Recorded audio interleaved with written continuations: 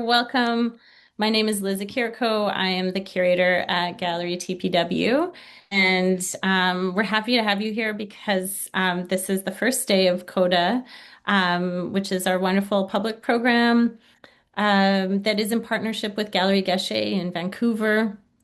And we started with a conversation between me and Moroti George this morning, or well, this early afternoon, which was really great in person at the gallery. And now we are here with Kameelah Janan Rasheed and Dr. Ola Mohammed. Before I start, I'd just like to do a land acknowledgement.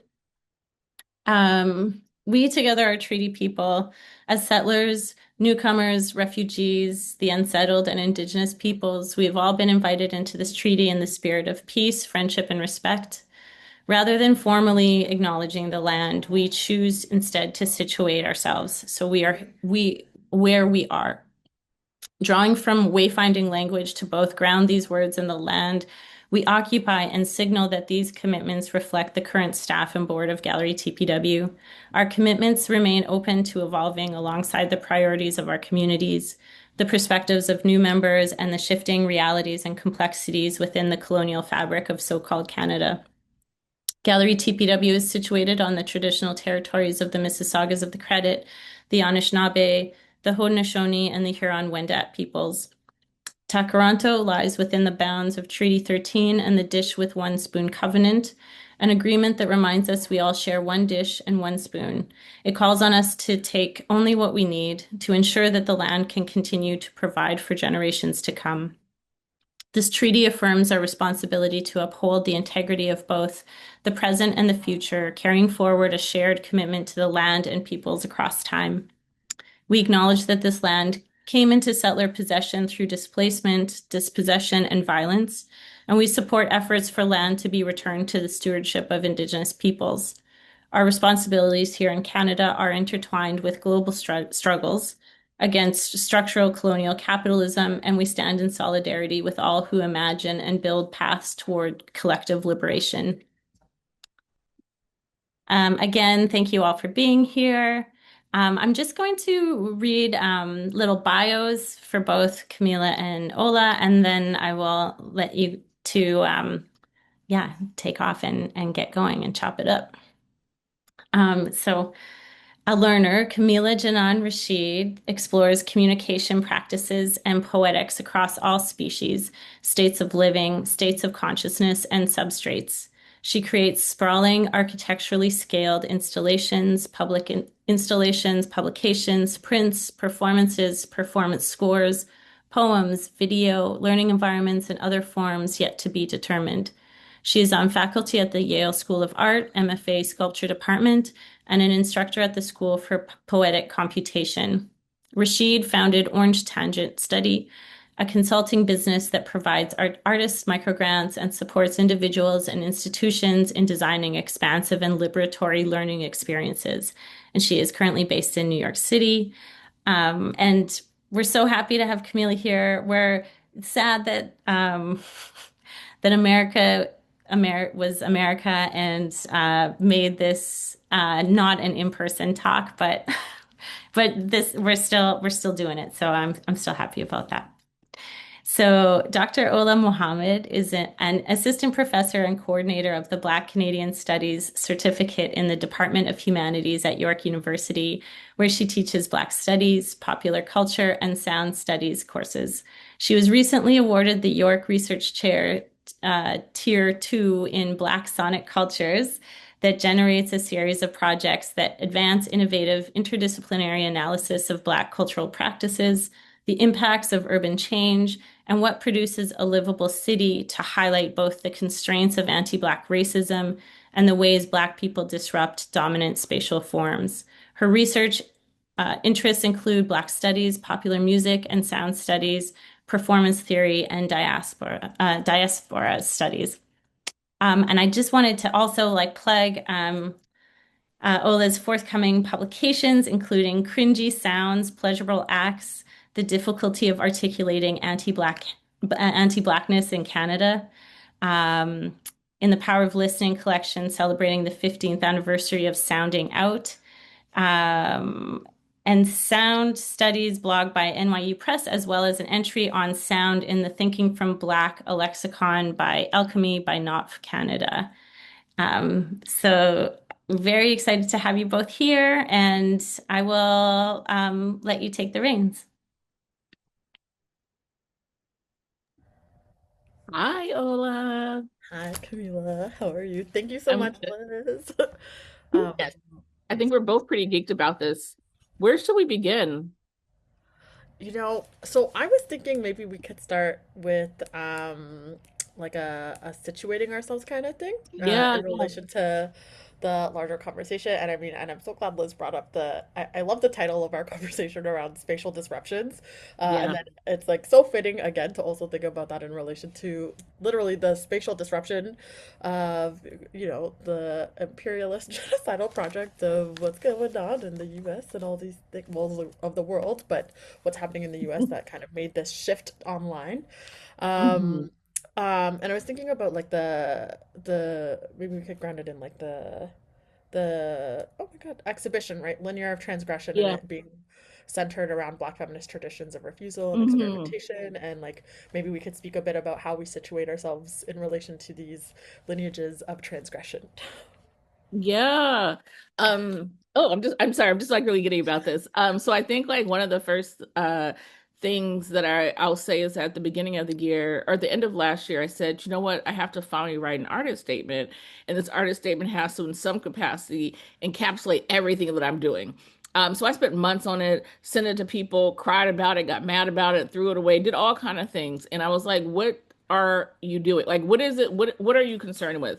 And I got to this place of like, oh, I'm really interested in disobedience. Like, I'm really, really interested in like disobedience and like habituation and like what it means to actually break habits or to break patterns. So I love pattern recognition, but I feel like I there's a deep thrill in thinking about a moment at a very like minuscule scale of like when a pattern is broken, but then to think more structurally and institutionally when a pattern is broken, almost as this like opening that allows for something else to happen.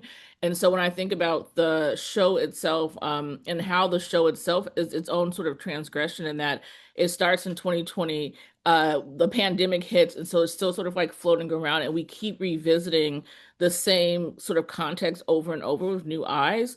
Thinking about the transgression in that context is sort of an opportunity to like think about an exhibition structure, to think about a listing structure, to think about a making structure that isn't so compressed that the idea of knowledge production over a 5 or 6 year span doesn't feel like a ridiculous idea. We see the tight timelines for everything where you like, you publish a book and then like you do a rollout and then like you got to work on the next book. And I kind of like the slowness of this process of being able to build relationships with folks over time. And so I think about transgression as almost an upsetting or a disobedience towards the sort of institutional structures around how exhibitions are supposed to go.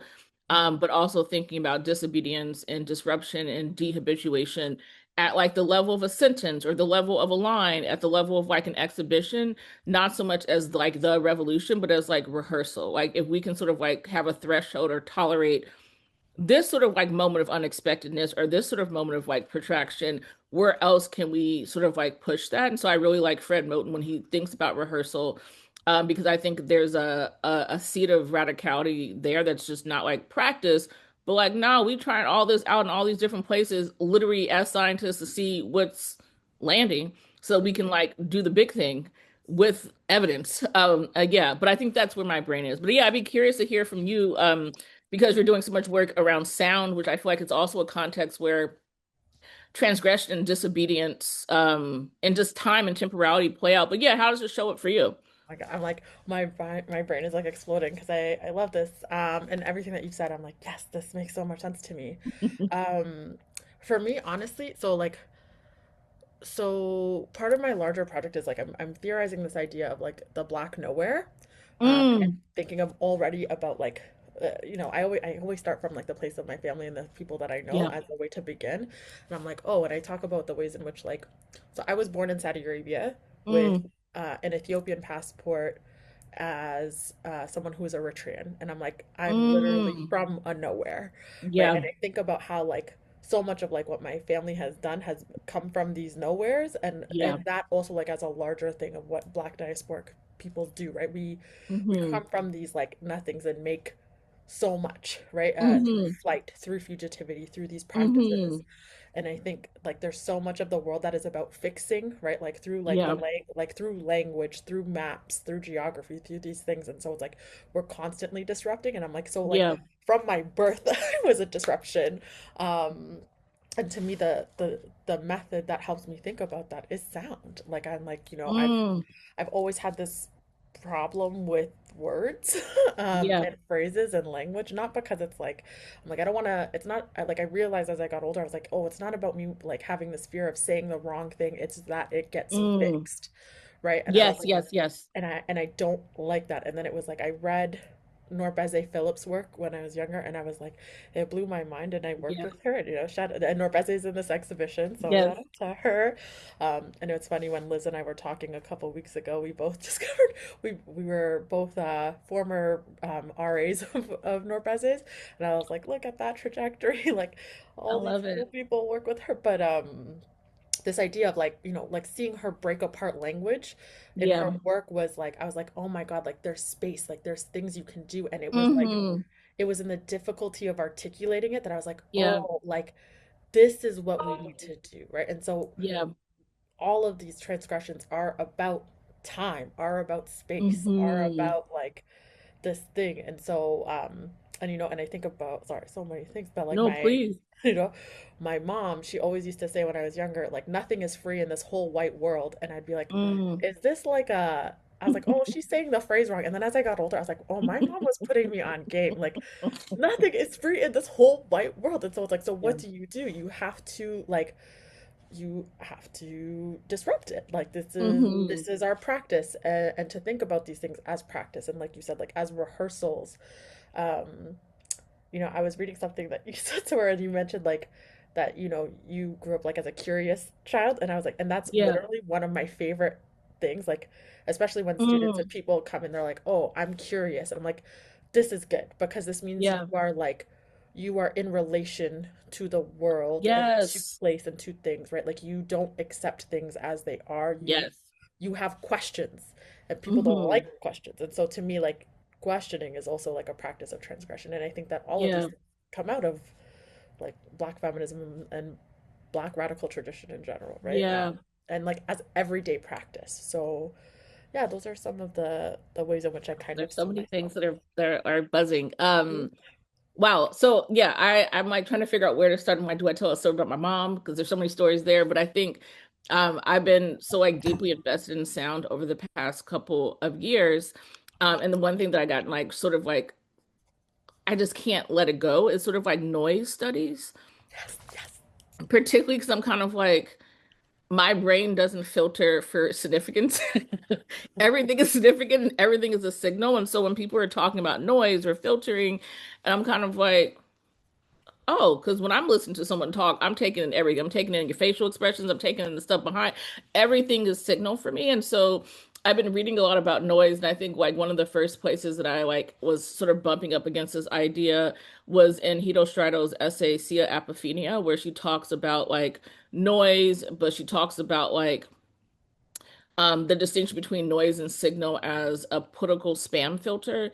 And then I think Atali also talks about like no thinking about noise as like an index of power. And so I think I've been really interested in that and trying to think about this in the context of Black studies, particularly in thinking about moments of like noise within existence. So like thinking about a noisy body or a noisy populace, which often is just about giving permission to ignore or to marginalize because it's unintelligible. I can't make sense of it.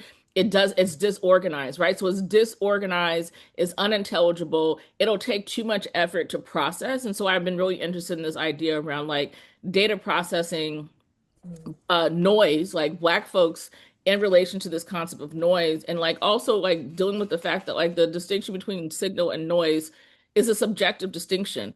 It is still all vibration. And then we decide that's noise we ain't trying to hear that. And that signal, that's worthy of like being listened to. And so I've also been trying to think about noise as its own sort of like form of like disobedience and transgression, like to have something harmonious and then to interrupt it with noise. But I've also been thinking about this in terms of like, what does it mean to sort of switch our registers of attention away from signal towards noise? Like if we were to sort of flip things where the priority is not given to the center or whatever is considered signal, but the priority is given to the noise, the stuff that will take more time to make sense of. And like, what does it mean to sort of take time to like sit in nonsense? And I say nonsense in sort of like the Ashton Crawley context of like nothingness and nonsense.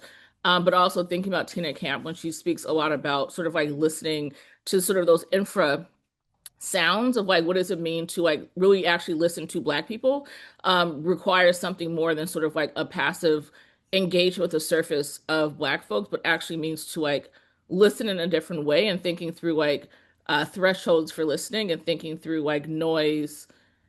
Like when I was a high school teacher, I think that people were like, how can she tolerate all this noise? And I was like, sounds amazing to me. Like they're talking. They're at work. They're figuring stuff out. And actually the noise is comforting. Like that buzz in the background actually like settled my spirits. I'm like, oh, Mhm. something active is happening. And so yeah, I as an expert and scholar in the noise and sound studies, I'd be curious to hear like where your work is sort of like thinking about noise and sort of like discrepancy and just sort of like who's heard and who's not heard and like maybe even the difference between listening and hearing.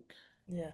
Yeah, sorry, that's a lot of questions in one. Oh, I love it. I'm like, and you said so many of my favorites names: Tina Camp, Jacques Attali, The Political Economy of Music. That, like, Noise, The Yeah, Political Economy of Music. That book completely changed yeah, everything for me. Like, yeah. because I started as like a hip hop studies scholar, and I was like, like Mm, this is good. Like, there's stuff here, and like, like Treasure Roses, Black Noise, all of these yeah. things. I'm like, yes, yes. I'm like, but there's something that's missing, and like Hmm. reading Jacques Attali and him telling us that like noise is like the like political way of like understanding and like hearing the world. I was like, Yeah, oh, this I can work with. Like this makes yeah, sense to me. And so to me, noise is something that's like incredibly important to think about in my work, because one of the things that I really think about with sound is the ways in which, especially like in arts and in cultural production, there's usually, and even in terms of thinking about race, right? Like there's this overemphasis on the visual and seeing, yeah, right? And I was like, but what would it mean for us to like attune ourselves to hear the world instead, right? Because like the world is so sensory, and yeah, it like and then it was.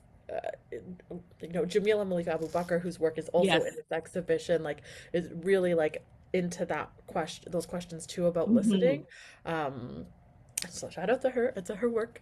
Um, and so when I think about listening versus hearing, this is also one of the things that I start. Like, I have a fourth year seminar on called Black Toronto Sounds, because also Ooh, like a lot of my work is very much so based in like the local context. Because yeah, I think about the ways in which, we were talking about before about how like Canada has this good, like this great PR campaign about it being this wonderful, like neutral, good place hmm, that is multicultural and accepting of everyone and doesn't like problems, which is a lie. Like I always talk to students about it, and I'm like Canada feels very gaslighty. Like you have to you have to question yourself. You're like, did I just like did what that just happened, right? happen? And so like you have to attune yourself to hear that double speak, right? Where it's Yeah, like, oh, you're so articulate, or oh, that's so wonderful. It's like that's not what you mean, and I understand. yeah, Like, what do you mean? yeah. And so I always tell students, I was like, what's the difference between listening and hearing? Like, you know, and I make reference again to parents, elders being like, you're like, you're hearing me, but you're not listening, right? Listening is Hmm. an Hmm. act, like it's active, Hmm. you're engaged. Yeah, Hearing is like a bodily process. And also, it's not just through your ears, it's through your body too, yeah. right? Like there are many ways in which we listen. And so I loved how you were like, Hmm. like when you register people, you're not just listening to what their words are saying, you're looking at their body. What are their eyes saying? What are Yeah, like, like these are the ways in which we listen, which also like Tina Camp tells us too, right? Like yeah. we listened in all of these different ways. And so what does it mean to listen to an image? What does it mean to like Hmm. do this kind of work? And so for me, noise becomes like similar in the way in which I like how you framed it as like noise and signal. because one of the things that I write a lot about is the way in which blackness is actually registered as noise in this world. Yes. And so it cannot be heard, right? Yep. And so then, and then one of the literal ways, because me, I'm like, I love a theory, but I love a practice Yeah. too. You know, I'm like, how does this function? And so one of the things that I was really looking at was noise complaints and how Yes. noise complaints, Sorry. you I know, got loud as you said that. Yes. because it's so beautiful. And, you know, because we come from these like Black diasporic communities where like noise is beautiful, right? Like where you're like, Yeah. this sounds like a chorus to me. Like Yeah. this is a sign of engagement. For other people, it's like noise is bad. It needs to be shut out. And so I did like a lot of my work looks at how noise bylaw or like noise complaints are used Yeah. in the city to police public spaces and push Yeah. people out of them. And Yes. especially what ends up happening is that they happen a lot at the times of like Black gatherings in public Yep. spaces. So like around the time that we have Caravana here, noise complaints come up all the time Mm. to shut down things for parties, right? And like also like how this shows up in like insurance policies to regulate Yeah. like club spaces where it's like, Yep. oh, this is a urban music club, that's gonna have more insurance on it. Yes. Like so they Yeah. get, you know, they don't exist so much. And thinking about like how children are thought of as noisy through loitering in Yeah. public spaces. So there's like there used to be this thing that happened in Toronto at the subway stations. They shut down this practice because they realized Hmm. it wasn't as effective, but they would play classical music at certain subway stations to become a deterrent from having youth hang out at those spaces.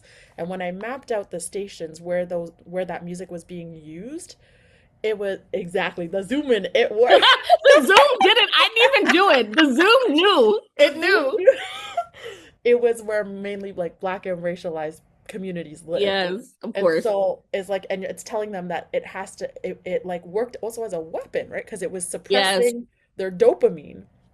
And so it's like, these are the ways in which these like polite forms of racism are actually incredibly violent. Like you're telling Yeah. people they can't, they're too noisy, not just in their voice, but their bodies are too noisy and they can't Yep. be in public. Yeah. Um, so like these are yeah some of the ways in which like I'm really obsessed with thinking about space. Yeah. um and so yeah, thinking about spatial disruption practices is like something that I'm Hmm. really invested in, which is making me think about your work and thinking about like Mm. how like how does like I know you do work with text and these like Hmm. beautiful large images, and you're very particular about the kind of fonts and things that you use, and so I'm Hmm. wondering if you can speak to how like your practice allows for this Hmm. spatial disruption. Yeah, if I could respond to something you said first, because I love the notion, not the notion, I love that you mapped where the classical music was being played. And I also love the assumption that it was going to be classical music, which like disarmed the youth and made them like sedated. Because I don't know if people are like on the internet, but the Black youth are doing all the music, Yeah, yeah. all the music. And so for me, I'm kind of like, who was in that room who said, you know, the colored kids will really be upset if they have to listen to clap. That premise is just hilarious to me, and I think the noise complaints are fascinating also because I live in Brooklyn and I live across the street from a church that does services on Sunday, and I live in front of a church that does services on Saturday. I have my Adhan alarm for prayer playing, and sometimes you can hear the Sabbath alarm from the Hasidic community a little bit further away on Fridays. And I love all these ways of telling time. I know what time it is without looking at a clock. And it's like, oh, okay, I just heard so and so start preaching. I'm already late for the thing that I need to be doing. I just heard the Sabbath alarm, which means I'm about to miss my prayer. And I need to Mm, get some things done if I need to use services in that part of town. Right. So I think there's something for me where like the intermingling of a lot of different sounds in a particular context have been a fascinating way for me to deal with time also because I think that I've struggled so much with people have told me not to say time blindness. They say to call it time optimism. So I'm going to say time optimism is the new framework instead of blindness. But I struggle a lot with like keeping track of time. And I saw this person, I'm not going to cite them correctly, was on Instagram. I can't remember their name, but they were talking about ways to sort of return to sort of like sensory-based relationships to time, either in like using your prayer alarm clock or using these like waiting for the sun, like using all these other ways of thinking about sound. And I think the thing that I sort of took away from that was how important noise was for like regulating it is for regulating one's nervous system and Yeah. having sort of like a natural rhythm. And then the idea of leakiness kept coming up because whenever I think about noise versus signal, I think about signal as sort of like a contained direct channel of information. What I asked for is what I got. If Yeah. I'm given noise or dirty data, as Hito Strato talks about it, then I'm being given something I don't think I asked for, right? So then I have to sort through and do all this extra stuff. It leaks outside of the category that's been sort of decided for it. And so I kind of like the idea of noise and leakiness because I think it implies like a refusal to be contained, but like the transgression, right? Of like, you asked for me to say the sentence like this, but I don't really want to, so I'm gonna say it like this. And you have a choice. You can listen, which you probably won't, or you could not. But the point is that I've decided, I've like made this agentive decision to like leap beyond what was expected or what was allowed. And so I think those parameters around allowable also show up in my practice because I love words. I love language. I love writing, but it's also something I don't think people know is something I struggled with in school. Like I did very well in school, but there are a lot of disciplinary technologies that made me a very particular type of writer. I remember one very particular example when I was this 10th grade. I went to Catholic school as a Muslim kid, and I actually loved it. That's for another time. And I remember I got a note. I don't remember if she said it to me or she had written it down, but she was like, Kameelah, if you were to imagine a paragraph as like packing for a 1 week trip, you've packed for a month-long journey. Oh wow. And I was like, okay, girl, so I'm extra prepared. Like, what's the problem here? And so for me, I've always had this feeling of like feeling like self-conscious about like creating like these engorged sentences or like having too many references or like not being single disciplinary enough because if I am writing something in my lit class and I remember something from chem class that I think is relevant, then why would I not mention it? And so I think that when it sort of expands into the practice that I have in sort of like traditional museum or gallery context, I'm always sort of like studying the architecture and sort of thinking about sort of the commandment around where things can go and where language can go and where bodies can go, and then being like, but what if we didn't do that? So like trying to bury a piece of text on the underbelly of something versus having it up front, putting something in sort of like the nook of a wall, putting something on a banister. But I like this idea of like thinking about the architecture of a space as a suggestion, but as a suggestion that's really restrictive, and like the desire for me to sort of leap beyond that. So that often means I spill into public spaces as well and sort of come in and out of public space and sort of like these what are essentially private spaces.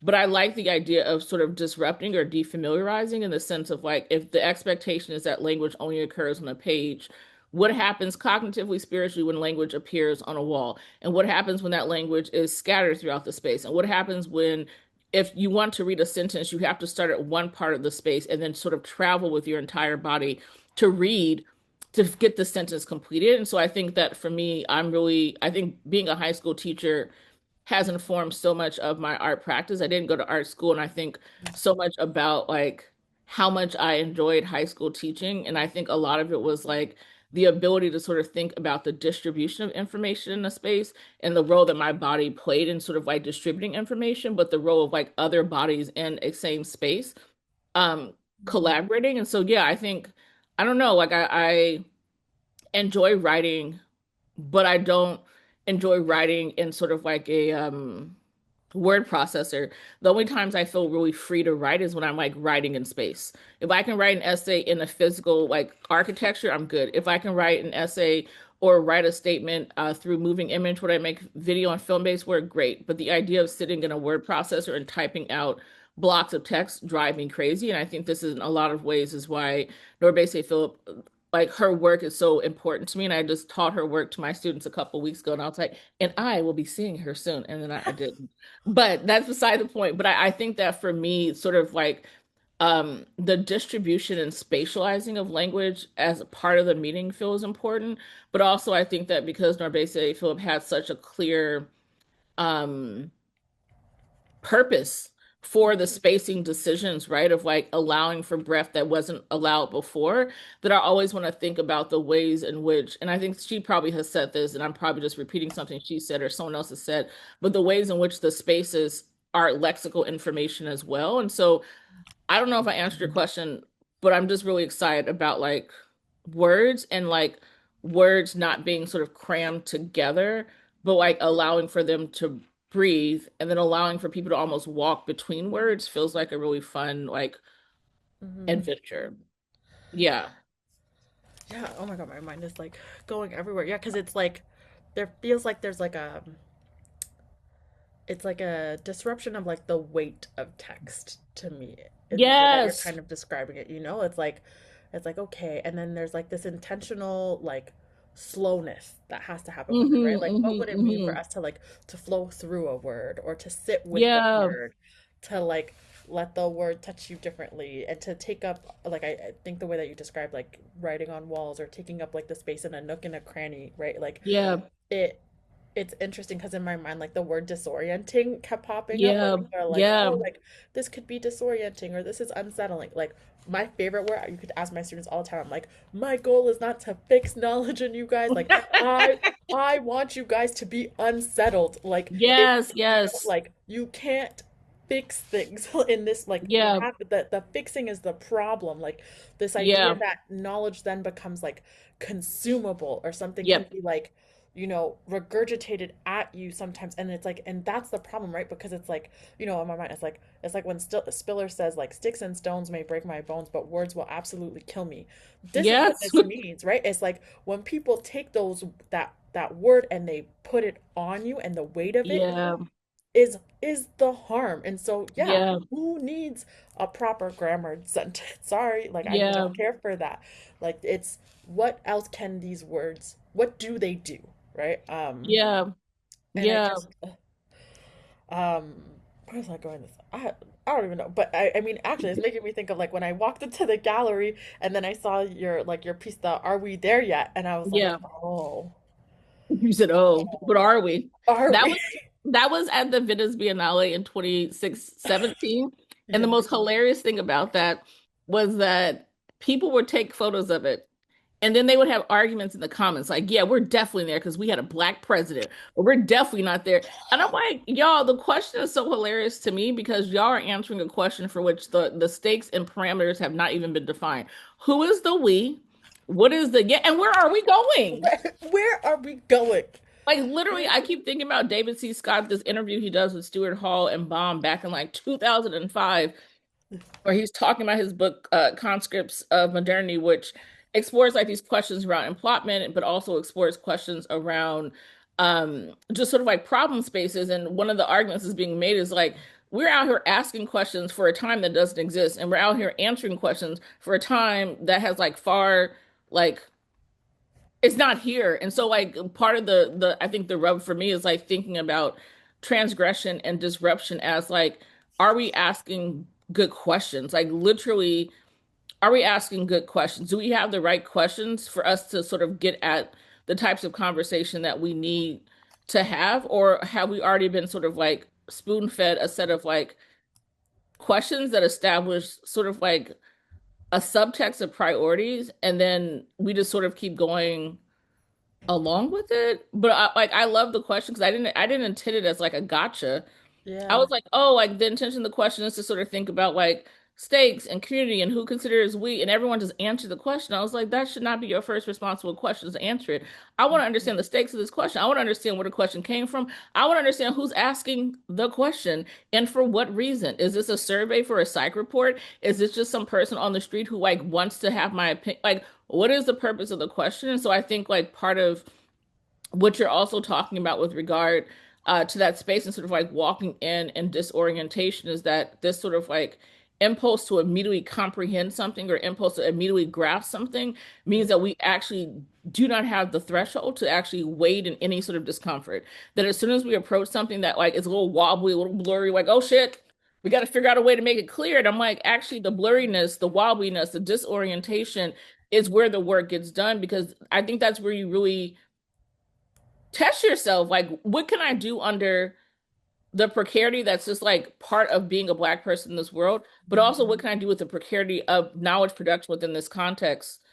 Like I feel Mhm. like, yeah, I don't do well with certainty, but I really love being like, damn, well, I didn't think about that one. Damn, that's what I thought yesterday. Now I gotta think about it again. And today is Friday, so for like Muslims, we're asked to read Surat al-Kahf, which is like the 18th chapter, and there's like a verse at the very, very end that I like to say in a lot of my lectures, which is like I'm gonna translate it wrong or poorly, but it's like if the ocean were the words of my Lord, sooner would the ocean be exhausted than the words of my Lord.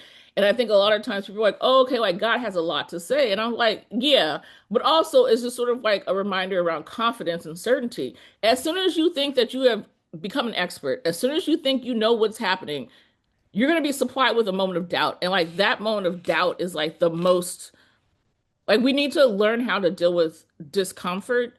And I don't mean like we should just be like, cool, anti-blackness is very uncomfortable, but I mean discomfort in the context of processing how we do knowledge and how we do community. And it's the discomfort where I think there can be more growth. Everything that's comfortable probably isn't the best for us. That's why it's so comfortable because it doesn't require any friction or sort of like a um energy output because it's just sort of a default. It's a plug and play. Absolutely. It like, oh my God. So my mind is racing. Because this is reminding me so much. Well, one, the Erykah Badu lyric, the man who thinks he knows some things knows that like Knows that he knows something. nothing at You all. be colder in the summertime and hotter in the fall. Erica Yes. Badu, don't come for me. Don't come for me. So I'm like, is uh, that the lyric? I haven't listened to it in a long time, but yes, yes, please. something like that. But then also, it's reminding me too of like as you were talking and like this like deep this deep uh need for being unsettled or for discomfort, all of Mm, these things like we oh my God, I have another theory, a whole other thing going on, but yes. like I think that people are being pacified in so many ways, and we see this right like through the constant fixing of language, through the fixing of Yep. this, through like the way that you're talking about like time and the processing of this through like this deep need for immediacy, and then it's making me think about the use of like AI and all of this, right? Like Let's go. let's go there because it's like people are like, I need the right answer. I need this thing to Yep. think for me. And it's like Yep. we are losing the recipes, guys. The ability to Yep. critically think is the Yep. only thing that is necessary in this world, right? Because Yep. we live in constant relation. And Hmm. so what are we doing, right? Like, I love how much like opacity is so like thick in grounding your work, where it's like Mm, sometimes it's better to like know the thing without really knowing the thing. Like we don't need to know mm, everything all mm, the mm, time. mm. And why does that bother people? Like why do you Hmm. need to fix this thing? Like literally Mm. we're living also in a moment where we're constantly seeing the shifting terrain of the meanings of words, of Yep. phrases, of things, right? Like the idea of like what constitutes genocide or doesn't Yeah. constitute genocide, right? Yeah. What is Zionism? What is Islamophobia? What is like anti-Semitism? Like we're literally living through this in this Yeah. moment, and In yet real time. in real time, and yet and still people are like, no, no, no, it's okay. It's like no, no, because Yeah. we're living in a moment where like our world is there, like there's this break, right? Like I think Yeah. that is also, I think what for me, and I think maybe this is what is so beautiful about the invitation of this question, are we there yet? It's like anytime you Mm. meet this question, like you're saying, it's who's the we, where is Yep. the yet, what's happening? Like I could see this today, it's gonna make me think of something. Tomorrow it's gonna make me think Hmm. of something Hmm. else. Hmm. And Hmm. I love that, right? Like it's I could think about like maybe a child's asking me this question. Maybe Yes. you know what I mean? Like, what are the different perspectives? And so it's I think what you actually do too, right, is like you help us undo this obsession with progress and linearity Hmm. as time, Hmm. right? Hmm. So I don't know where I was going with all of this, but there's like yeah, there's this level of urgency in the world that I think is met with this idea of like if we have the answer Hmm. then we can calm this down and we can Yes. just continue on with life. And it's like that's actually not what we should be doing. Yeah. That is what has brought us here in Yeah. this It feels moment. like triage almost.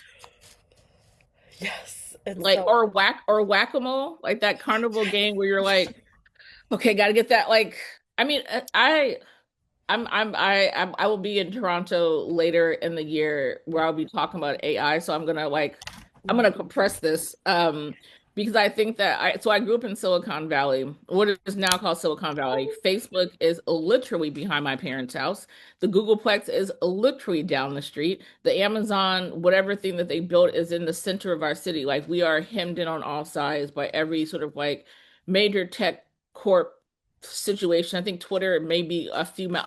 Anyway, we're surrounded on all sides. And I mention this because I think there's a particular way where growing up in a context like that, you start seeing things before they're seen, if that makes sense. This sort of like acceleration, this sort of like break everything, make everything, this sort of like using communities as sort of this space to like experiment and try out new things. Like we were, I know exactly why people were so excited to come to my impoverished city. It was because you had a host of like 20, 30,000 people that you can try out things on before you try them out on more valuable people.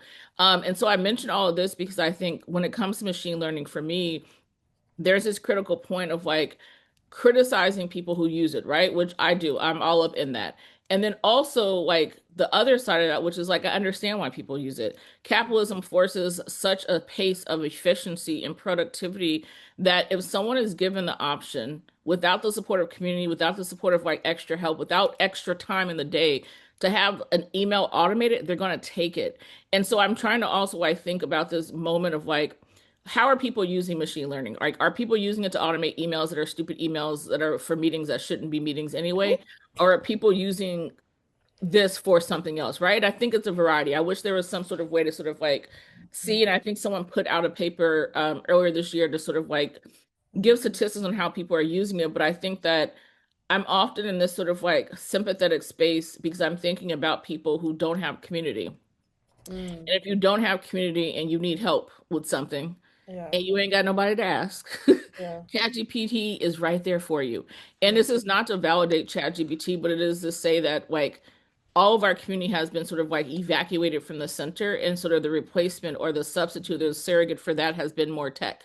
That what we need is not more tech, we need more community. We need people who actually have enough leisure time where if I need someone to help me go and tokenize and get every single word out of this book, my friends can come over and we can sit in a circle and do that. I don't have to send it to ChatGPT to yeah. do it. I don't have to send it to someone else. And so I think ChatGPT and a lot of machine learning comes in as like, we're going to help make things better. But what I often feel like part of the language for me that I keep thinking about is like, so much community has been taken from us, so much relationality has been taken from us, so much of like day-to-day interaction has been taken from us through a variety of means. And what's being sold back to us literally and figuratively is not community, it's not a person, it's like a weird like tool that takes all the things that community has said and then like puts them into like it's I don't know how to use all of my language to talk about how malicious it often feels Yeah. of like sucking out community, sucking out support networks, sucking out sort of like structures and scaffolds and just the opportunity to be with people and then saying here is a tool that you can that can do that. And so yeah, I've been thinking a lot about like if not if I need help, then where do I go? If I don't have medical insurance, and you ain't got to worry about that because y'all got medical insurance up there. If we don't have medical insurance, the number of people that I know who use ChatGPT for medical advice. Not because they like just don't want to go to a doctor, because they ain't got health care, right? Yeah. And so it's almost like thinking through, yeah, there's that. But I think just to come back, because I think this is sort of like the more sympathetic and like expanded discussion around machine learning, but to come back to this thing that you're talking about, which is sort of like critical thinking. I Yeah. also I blame a lot of people, but I think this sort of like compulsion around the right answer is also the responsibility of learning institutions, Ooh. which have organized. Yeah, I mean, we all work, but they have organized. I remember asking my students, I was like, okay, so how do I give enough reading so like there's a robust and rigorous conversation, but also ensure that you have enough time to process the information where you don't feel like you have to use a tool like ChatGPT to summarize, right? And so I do think there's something to be said around like all the discourse around prompt engineering for ChatGPT. And I'm like, we also need to talk about prompt engineering as educators. What are Mhm. the prompts that we're actively giving to students? And are those prompts actually asking for them to do something other than regurgitation? If it's not, then a bad prompt is our fault. Like that's something that we can fix, right? But Yes. then also, like, what are the timelines for assignments? This is something I think about a lot as a neurodivergent person of like, I Mhm. thrived in school because I knew how to be compliant, but like for a student who may need just a little bit more time to process and synthesize, if everyone has a week to do the thing, Yeah. and That- this is not to excuse anything, but it is to say that I think there's a really clear context, at least for me, around the decisions that people are making around critical thinking, where there's no incentive for critical thinking. What's the incentive? You go slower than everyone else, you take more time, you lose out on a job, you lose out on an opportunity. The incentive, like, I think I'm thinking about a lot of this in terms of like incentivization of like what is incentivized? Quickness, speed, right, clear answers, legibility, signal, not noise. And if that's what we understand, and if that's what we're sort of like sort of tending towards, then I get why people use it. I think like I don't know. I'm gonna get off of my soapbox about machine learning because this is about to go on for like another 3 hours, and y'all can see that talk in May. But yeah, I guess I'm curious. Like I don't even know where to go now. Where yeah. where are you at, Ola? I What's know. happening in your head? My mind is going to so many places because I completely understand what you're saying. Oh my God, there's so much. So I think what you're pointing to absolutely is important, right? This idea of this, I like the framing of it, right? Like what gets incentivized, what doesn't. And I think that there's something also like I like to think about things as these like breaks, right? Like I Yeah. think 2020 was a break, right? Yes. Like that, like the like going into like deep pandemic, going into isolation, all of these things where Yeah. like the world kind of slowed down. There's a wonderful scholar whose name is Evelyn M. Ponce, and she talks about this Mm. through like the idea of the meantime, and Mm. the idea of like what does it mean to like for us to pause and like think about the now, right? Like we Yeah. can't carry these past things into our future because they kind of continue to bring those structures with us, and then like these moments of like of the pandemic, of like moments of war, like governments are able to kind of show us these Hmm. extreme measures to show us a different reordering of our world. Yeah. um and so, like, one that points to us that all these systems are fake, they're made up, and they're upheld by powers that be, right? Yeah. And so, if we're thinking about that, and then we're thinking about AI and this like lack of community. So, like, again, part of my work is Hmm. looking at the like what I'm really interested in is like the crisis of social life, right? Yes. This idea that like we no longer have third spaces, social spaces. Alhamdulillah. Alhamdulillah. Thank you. I got you notes. Oh, Alhamdulillah. yes. A third one's coming. We're good now. Yeah. Thank you. Um, alright, and so it's like when once these spaces go away, right? And like, I always half joke, but real truth, like if I go into the city and I'm like, 2020, all these things happen, the pandemic, like some of these like measures are Hmm. relieved. I go into the city, I'm like, oh my God, this place has turned into condos and weed stores. Where Yep. where is everything else? My uncle got a ticket for going and sitting on the bench during the pandemic. He's an elderly man. He needs to sit and pause. And they're like, you can't sit on public Mm. spaces during the pandemic, right? So it's like all of these things are Sorry. like they're policing our movements, right? And Yeah. not only that, but like the way in which our social order is like changing now is to be more isolated, right? Is to be Yes. more individualized. And so we don't have community. And so Yep. absolutely the logic of turning to like technology, and we see it, people will be like, oh, some of these people are so kooky online, like they're marrying ChatGPT or whatever. But it's like, but let's not judge that. What does this tell us about the world we live in? It's what Right? what information can we get out of this decision? Right? What we are learning is what is this doing? Are we there Yeah. yet? Like, yes, Yeah. we have reached a point where social isolation is a problem. And this is Yeah. a result of like of the speed of living in the age of like hyper capitalism, or what is it? Like the Yeah. increasing speeding rate of capitalism and like the end of this, right? We see this with the genocides that are happening, Yeah. right? Like these things are moving so quickly because Yeah. they need to, right? Like they need to Yes. disorient us and isolate us and make us feel Yeah. like we can't make change. Yeah. And so, where was I going with this? This idea of like, yeah, signaling legibility, all of that. And so the impact of institutions, right? Again, Yeah. the institutions that we live in are like, or like the, thinking about like the art world and academia, right? Yeah. Again, Yep. these two sites where knowledge production is so important, right? Mm-hmm. Um, we are, as Sylvia Winters tells us, like the grammarians of this Mm, order, mm, mm, mm, right? mm. The impact, like, you know, the language, whether it be the text on or off page, as we Yeah. do, Hmm. the image, right? The article, the thing that defines the language of this order Yeah. is very important for us Yeah. to really spend time with. And so not only is asking the right questions, or not right questions, right, but asking good questions, Good but also questions. Yeah. good teaching pedagogy is important. Yes. And so I think, like I think so much about this exhibition and the teaching pedagogies that come out of this, right? Like Hmm. what you've talked about in terms of what you do in the classroom, but what this art also allows us to think and teach with, right? Through Yeah. sensation, insists Yeah. on being in the world, right? It insists on a type of presence that Yeah. refuses the fixing of knowledge that is like that Hmm. upholds the logics of this particular order. And so like I think about in my own classrooms where I'm like my students know I'm like I'm like yeah, okay, I have open deadlines for things. Yeah. Because I'm like, okay, first due date is this date. You have a built-in 3 days. Yeah. Don't email me. Don't don't knock on my door. If you need more time after the 3 days, no problem. Yeah. I'm probably gonna change the due date anyways.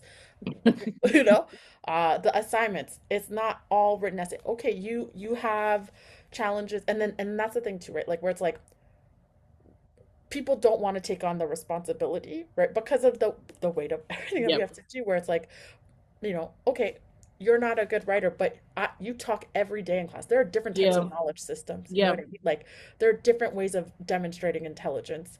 And so, what does it mean for me to engage with you differently? You want to come Yeah. talk to me for 15 minutes about your ideas? Absolutely, I'll sit and listen to you. That's great because you know what? This is going to help you in the real world too, not just Yeah. writing, right? Like this idea that there's one way of learning is a big problem. And so when people are like, oh, we live in this age of anti-intellectualism, absolutely. But what would it mean for us to also ask the question of Hmm. what types of different intellectualism are there and what are we doing Yeah. to make that possible? Um, Yeah. and so, I really Mm. think so much about like what you're doing and what all of these texts are doing um, in this all the pieces are doing in this exhibition. And as again through my little research, um, thinking about your practice, right, of like annotation and dealing with text and Hmm. like thinking about maybe if you could speak a bit to like the ways in which you learn to develop your practice. And I think it's so Hmm. beautiful to think about when you talk about your father's reversion to Hmm. Islam and how he like Hmm.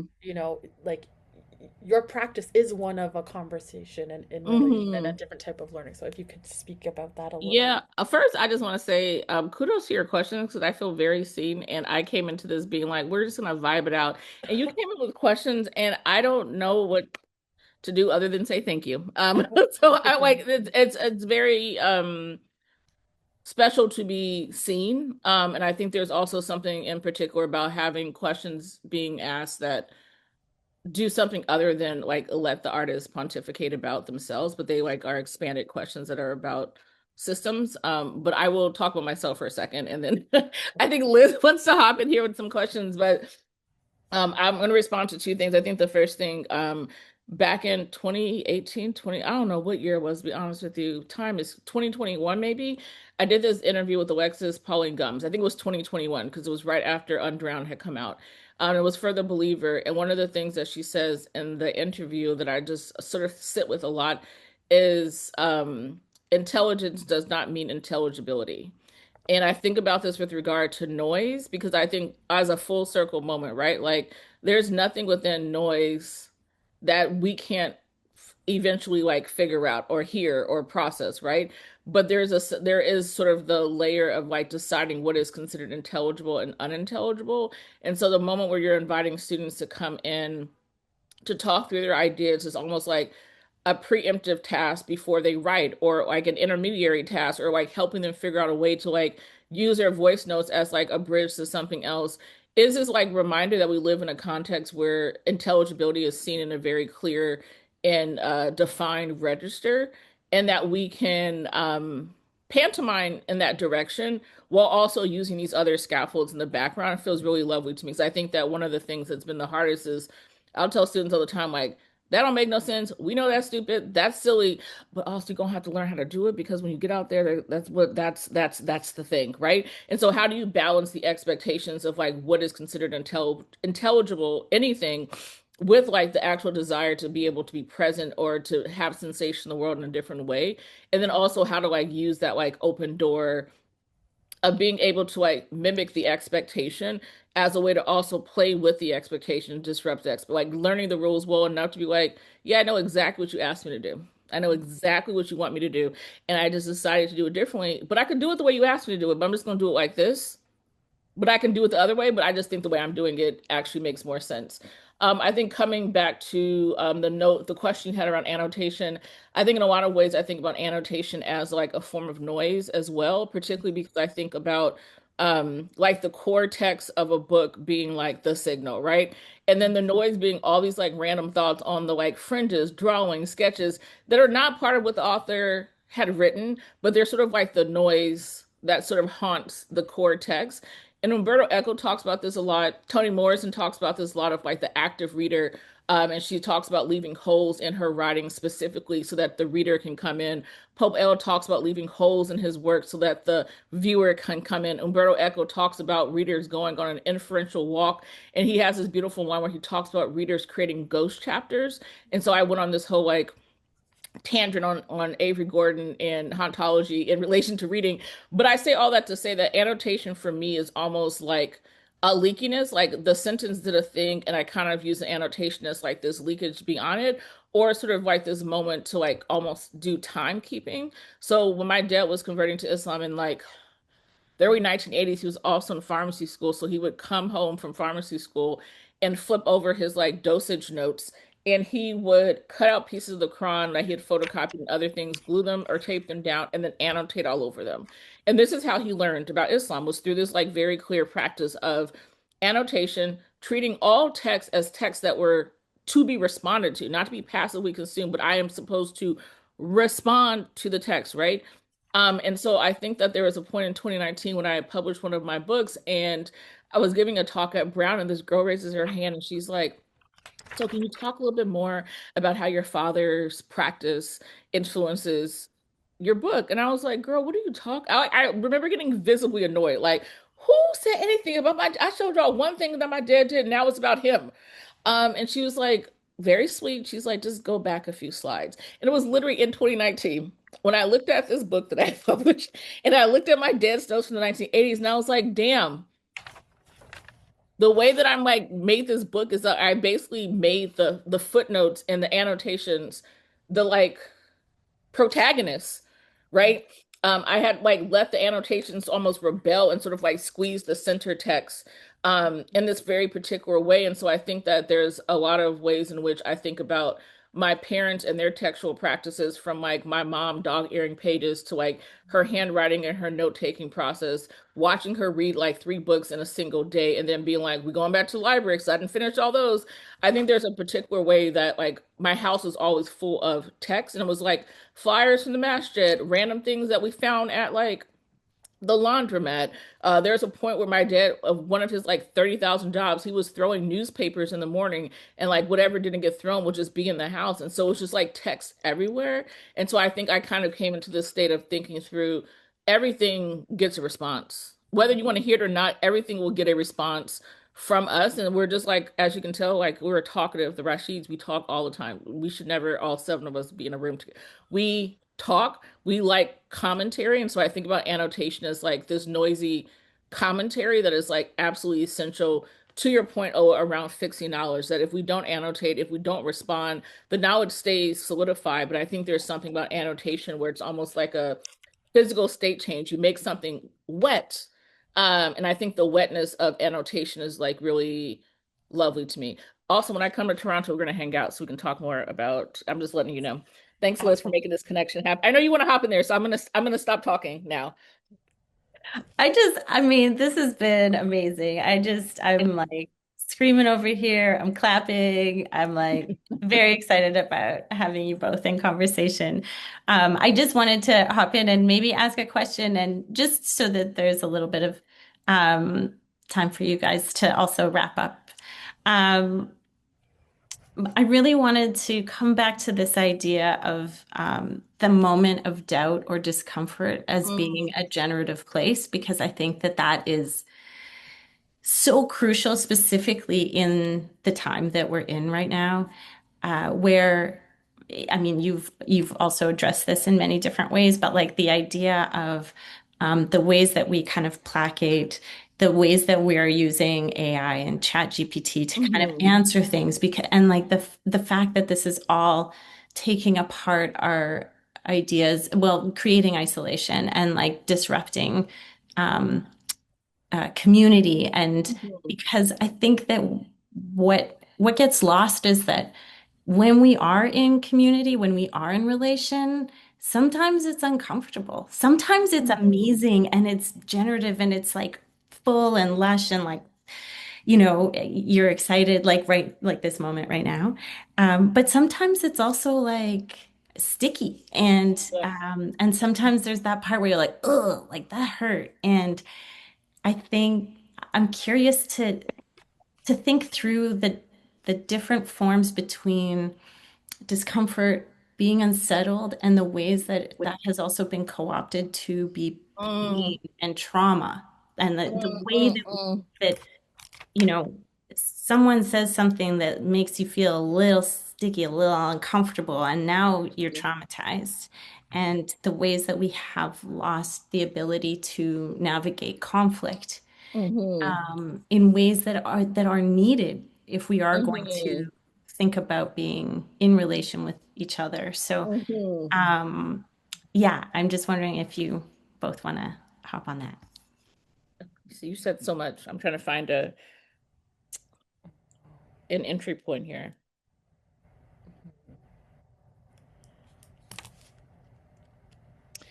Maybe one thing I'm thinking about is like recognizing that everyone has their own thresholds for discomfort. Um, and that the difference in thresholds and discomfort shouldn't necessarily be stigmatized as much as like reflected upon. And so I think there is a part of me that's like, I love a good discomfort. Like I feel like my whole life I've just been quite uncomfortable. So it's like default for me where I've never felt like very like settled, like, yeah, I'm in my place with my people. I'm kind of like, oh no, I don't know. I'm suspicious. I'm skeptical.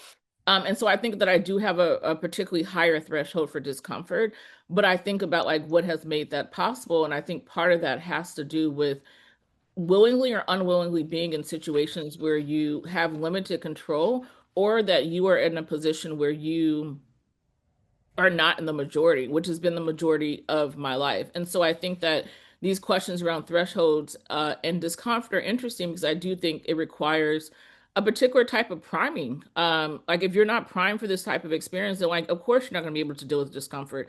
Of course you're not going to be able to deal with precarity because you've never had to deal with it. Things have been in the default like quite comfortable for you. And so I think there's something that's very particular about what's happening in the States now, where you have like a lot of people being like, man, fascism and all this stuff, and I can't believe. And then you got a contingent of us who are kind of like, you can't believe that we're here? You can't believe that this is happening? Like we've been told y'all repeatedly that this is where we are. And so I like to also think about the temporality of discomfort of like, how long have you been uncomfortable? Or even like, when is the moment that you realize, oh my God, this doesn't feel good? Like the sensation of like, oh my God, this doesn't feel good. And this is not to dismiss anyone's anything, but like if 2025 was the first time you were kind of like, things are not right, that's something that you should really sit down and think about. Because things have not been right for like hundreds of years, and this is the first time that maybe you had to engage with that. So I think that's one part of what feels important. I think that part of what's important to me about teaching is that you are creating risky environments for people to feel uncomfortable Mhm. in generative ways. You're not just like being like, I'm gonna say this wild thing and see what happens, but you're literally being like, I'm gonna give you this reading. And I always tell students, when I assign a reading, it's not an endorsement. I just think you need to read it because maybe you need to be agitated. Maybe I need to be agitated today. Maybe I need to deal with my own whatever. But I think there is an element for me of like, what role do educators play in creating generatively discomforting situations that allow and invite us to really think about what it is that makes us uncomfortable. But I also think that is a responsibility of art as well. Like, yes, beauty, yes, joy, yes, all these things, but I should not walk into a show and feel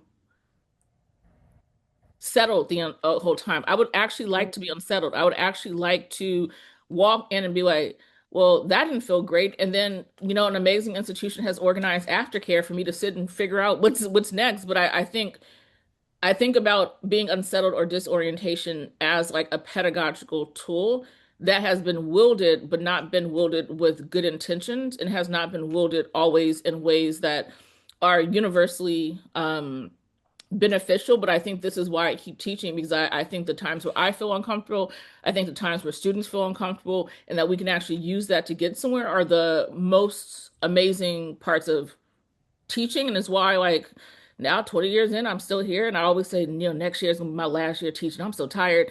And I've been saying that for like 10 years, and we still here, which means it's not going to end. But I value discomfort because I have had experience with it. And I think that you value something that you've had enough experience to find sort of the other side of.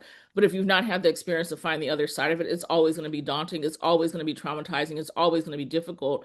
Um, yeah, yeah. Oh my God, that's such a beautiful answer. I mean, my mind is going in so many places. Um, I gotta start with a little aside. So like last weekend I went with Christina Sharp in her grad class on like it's called Black Life Writing, Writing Black Life. We went to a printing press out on like the east end of the city and it was really nice. So it was like it was making me think so much about everything about your work, Kameelah, and like just this whole conversation today. And she asked us to each pick a word, and I picked intention.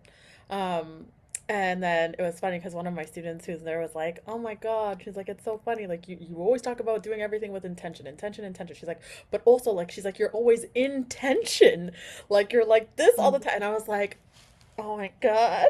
I was like, "You're right. You're right." But I think this speaks to this idea again of like my obsession with like being unsettled as like a method, but then also like this idea, like this question that you're asking, Liz, about this moment of doubt as like this generative place. Like this generative place is not the like woo ha, like the woo woo, yay, we resolved everything. No, the resolution isn't like it's not a destination, it's not a final thing. It's like it's a project, it's a commitment. It's like what Kameelah was saying earlier. It's a rehearsal, it's a choreograph. It's like it is being intentional and intention and no like learning how to deal with that, right? Like sometimes in conflict, like, as I get older, I learn I'm like, I can't I'm not always gonna be right. And sometimes it's just I have to sit down and shut up and just listen, and be like, and also like in the failure, there's a learning from that too, right? Like we don't, not everything needs a resolution. Sometimes it's just a moment of learning. Like I think about so much of the work that's in the exhibition. I think about like the Harriet Jacobs, the loophole of retreat, right? And the Garrett, and like this is a spatial disruption, right? Like it was a site of violence, but it also became a site of like flight, of survival, of like these things, and to realize like these things are constantly in tension, right? Like they don't like they rub up against each other, which means there's still work for us to do. And so, I mean, yeah, like, and then thinking about that in roles in the realm of teaching, again, it's like, I tell my students, or like, what is it? They make you write all these statements. Your teachers are like, you have to have your, what is it, your teaching philosophy. Mine is called, I call it teaching in the key of life, where I'm like, this, this is all I'm trying to do. I'm not trying to, you're not going to remember the particular text you read. You're not going to remember like the direct term all of the time, but you're going to remember the skills. And so I think this is what we have to learn how to do. Like in these moments of doubt, like understand that we have the skills, right? And like and to sharpen our skills together. Iron sharpens iron. Like we can do the work, whether it be in the academy and the and in art, right? Like I think that's so beautiful what you said, Kameelah, about you know, I don't want to go to an exhibition and feel like yes, I sure beauty, absolutely incredibly important in work, but also like I don't know about you guys as artists, but it really upsets me when people are like, art is just for like it's just for beauty. I'm like, no, there's art is a method. It is work.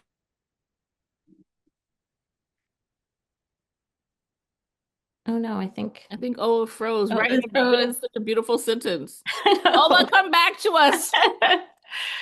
Well, I do want to hop on that topic just because I think that Yeah. that's Yes. so important because I'm always thinking in terms of Oh my my God, curatorial practice. Oh, Oh, she's you back. did. You're back too. I'm back. I'm back. I'm just gonna pop in a little bit and then Yes. go back.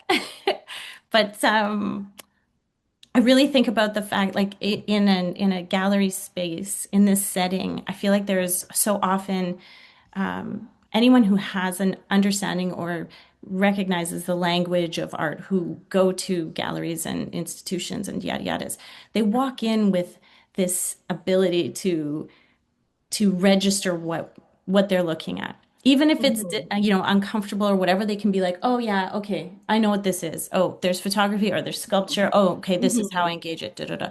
So but that thing where we turn on the part where we want to know something, Yeah. it's the part like that's when we stop.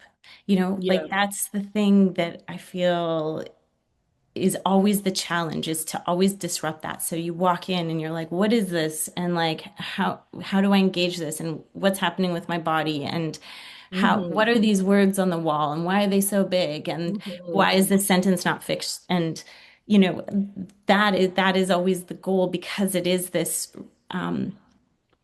continual action, which is that intention that you're describing, Ola. And I think that that is that challenge and that it's so important to, and I think it's so beautiful that you also identified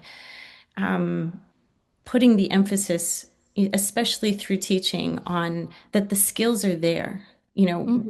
and that it isn't necessarily, I mean, that sometimes you need the official skills, whatever Hmm. to hop through the hoops and do all of the things to work within the system.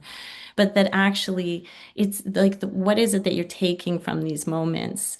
There's a really beautiful element in Ordinary Notes in Christina Sharp's book where I think on Instagram she had asked people about references, and so Hmm. it's a couple pages of people talking about kind of really their lineages of transgression, right? Like these Yeah. histories of Black women writers and Hmm. poets and musicians and whatnot, but that it doesn't follow the Chicago MLA style, Yeah.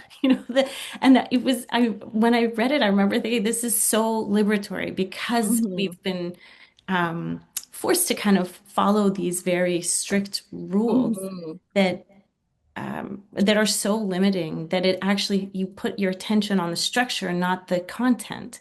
Mhm. And so I just think that what you're both Yeah. doing is it is so important. It is so generative, and that we are always trying to kind of create these new thresholds. I think Hmm. really it's like an antidote to what comes up again and again, Hmm. specifically at this moment, is this conversation, especially specifically with this growing global fascism and the chaos that is being particularly created through the US government, is that people's response is so complicated. Oof. Hmm. Oh, it's so complicated, Hmm. which is like a shutting down. Like I don't need to actually know what's happening because it's so complicated that I'm just gonna do my thing and watch my TV and like peace Hmm. out. So I think that any ways that we can kind of continue to to stir and muddy the water and like get people to recognize that yes, Mm. everything is so freaking complicated, and we still need to show up. Like we still need Hmm. um, to learn to sit with that discomfort. Hmm. And there's, oh, I wanted to see if you wanted to finish before I said something else. Oh, sure. Yeah, I'll just say something. Well, sorry, I know my Yeah. internet was funky. But like just listening to what you're talking about, Liz and Camila, so much of like your guys' work and thinking about even just this whole exhibition and this being its third iteration, I think is doing the work that we've been talking about today, right? Around like spatial disruption. And sorry if you already spoke to this, right? But this kind of like incompleteness of like knowledge and this like imperfectness and like even before Camila when you were like I'm not formally trained like but I do this or in talking to like Jamila before like knowing like how she does her archival work and then going and seeing her piece and being like I noticed this differently this time, right? Like the work is incomplete and you're constantly revisiting it and like allowing it to build and to do something different, I think is what's important, what kind of speaks to I think the larger point of what I was trying to make around like teaching and art. Like these things are not fixed. It should be, as always, again back to glissant, always like my north star, everything needs to be in relation, and everything and not everything needs to be transparent right? Like errantry is important and opacity is important, so I will stop there. And as a student several years ago, I was speaking about opacity, and she was like, "Yeah, yeah, yeah." Basically, we get to be opaque, but the state does not. And it was such a beautiful intervention because I think that you can get so wrapped up into the poetics of opacity where it's like I as an individual and then forget the relationality that he's talking about. And I think this student, I feel like she was she a Greek student? Yes, she was an exchange student from Greece. And it was such this powerful intervention because I think that it's easy for someone to come into this show that Liz has like stewarded for the like half a decade at this point, and to be like, oh my God, it's so beautiful. Look at the poetics of what they are doing with space and with this and with not and not pay attention to the fact that Jamila is literally building out a space to actually think through the inability of Black folks to have freedom of movement. That this is what Sadia Hartman is talking about when she is talking about waywardness, Black locomotion, like literally the refusal of Black locomotion, right? And so I think for me, it's something I always have to do this dance with, it being like, Camila, don't forget. Don't forget, don't forget. Like, yes, I can be opaque. Sorry, I don't know why all my computers going off. I can be opaque, and not because I'm choosing to. It's not a performance of opacity, but it's just like the way that it is.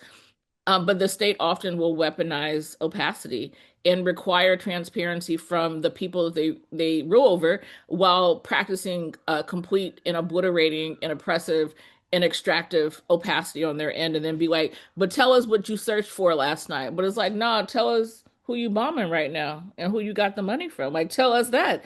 And so I think trying to figure out this balance has been important. I think uh the one thing that I like also want to say that I appreciate about this show is that it encourages like slow and longitudinal reading. So like to know that Norbese every year does this reading of her text with a group of people and it changes several times. Like I saw a video of one part of it when she came to Yale for some program. I can't remember what it was, but I think there's something about like repetition. And when Nikki Finney talks about holy repetition being important here, like you keep bringing us back to this place, but we're not the same people when we come back to this place. The people who visit are not the same people when we come back to the place. I think there are ways in which all of our work has like shifted over time in response to like just being different people. And so to give us an opportunity for like a longitudinal reading of something versus like a quick read at a time where we're supposed to like read everything, get a summary of everything, to actually be like, y'all got 5 or 6 years. You haven't seen the show yet. You had 5 or 6 years. You had 3 or 4 iterations. You had a symposium. Like we really are out here being like, we actually want you to do the reading. Like we want to learn with you. And so this is why whenever I think about exhibition timelines, when it's like this show will be up for 2 months, I'm like, 2 months is just enough time for me to go to the show, take a couple of notes, come home, forget the show was up, and then go back to last week and try to cram it all in. Like, give me a year. Give me months. Give me a satellite program over here where I can think about like, give me space of expansion, give me space of waywardness, give me space again of Black locomotion. Let me walk to all these different knowledge sources in an active way. And so, yeah, I just wanted to say thank you also, Liz, because I think this is the context through which we met. I have one of your, someone that you know is one of my students at Yale, and it's always been sweet to be like, I'm gonna go see Liz. Like, I just think it's more than anything, like, of course, artists like to have shows, but I just appreciative of the community that you have like built by doing something that you have stuck with for more than like a curatorial cycle. Like you're just kind of like, and we're gonna do this again, and we're gonna do it again. And you know what? I might get an email from you, Liz, that says we're gonna do it again next year, and I'll be like, I'm down. Let's go. I like how Liz's face is like, actually. Actually, next April in Montreal. So there you have it. I love this for you. Sorry, I'm done. Oh my gosh, the pleasure is all mine, but I do feel like this is the ultimate goal is to slow down, is to think through a pace that um, that is generative because everything about the state that we are in is is based on a capitalist productivity machine.